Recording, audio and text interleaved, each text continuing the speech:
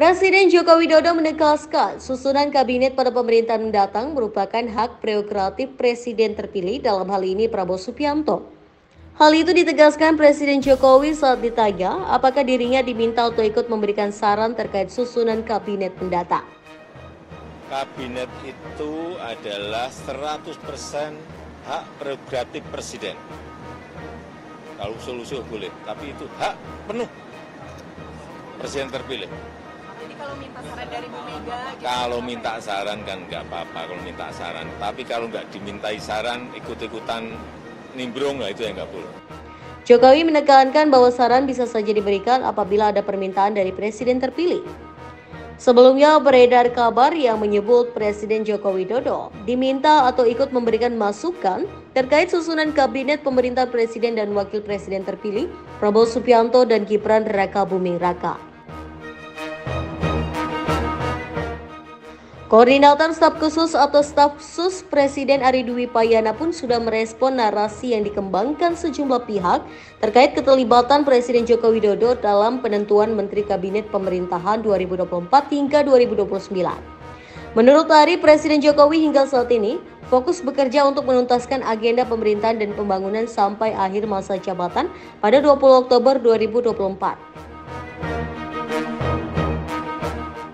Di sisi lain, Ketua Umum Partai Demokrat Agus Harimurti Yudhoyono atau AHY tak masalah jika Partai Nasdem, Partai Kebangkitan Bangsa atau PKB, dan Partai Keadilan Sejahtera atau PKS hendak bergabung dengan koalisi Prabowo Subianto dan Gibran Rakabuming Raka selaku pemenang Pilpres 2024.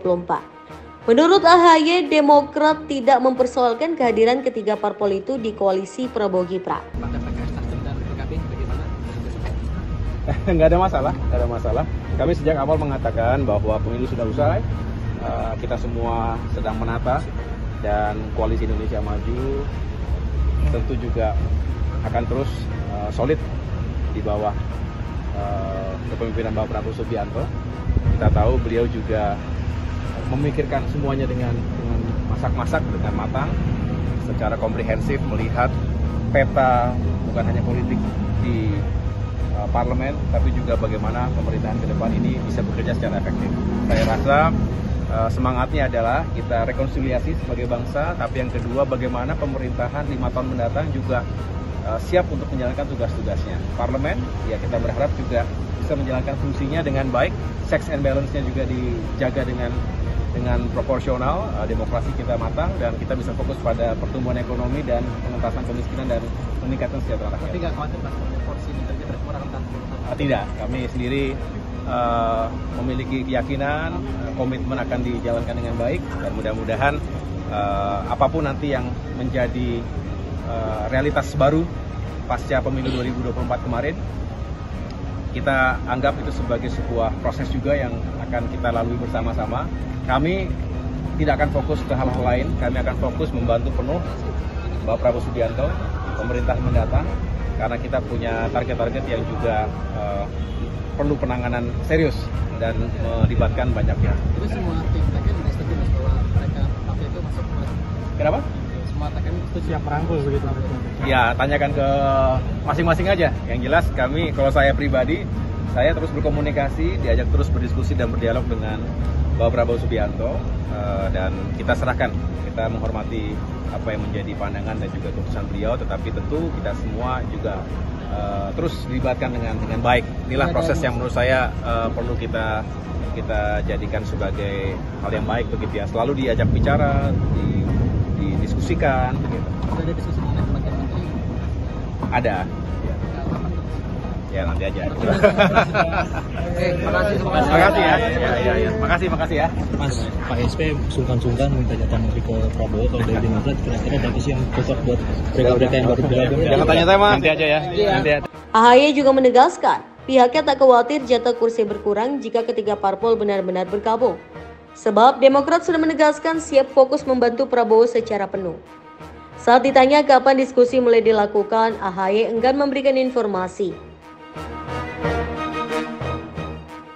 Diketahui Partai Nasdem sudah menyatakan dukungan untuk Prabowo Gibran, kemudian PKB juga memberi sinyal merapat ke pemerintahan mendatang.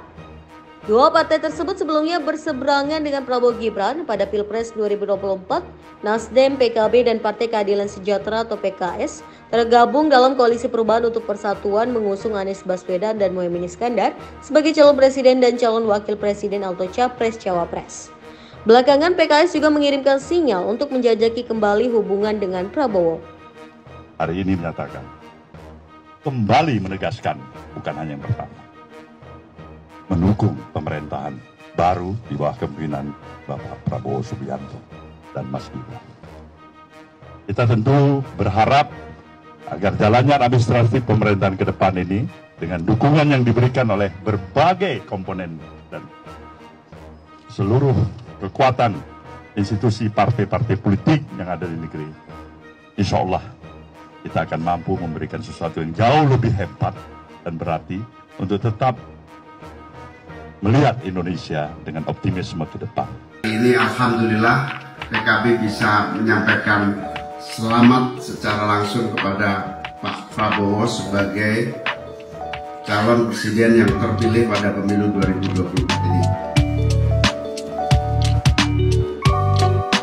Tadi PKB juga menyampaikan kepada Pak Prabowo sebagai presiden terpilih 8 agenda perubahan PKB.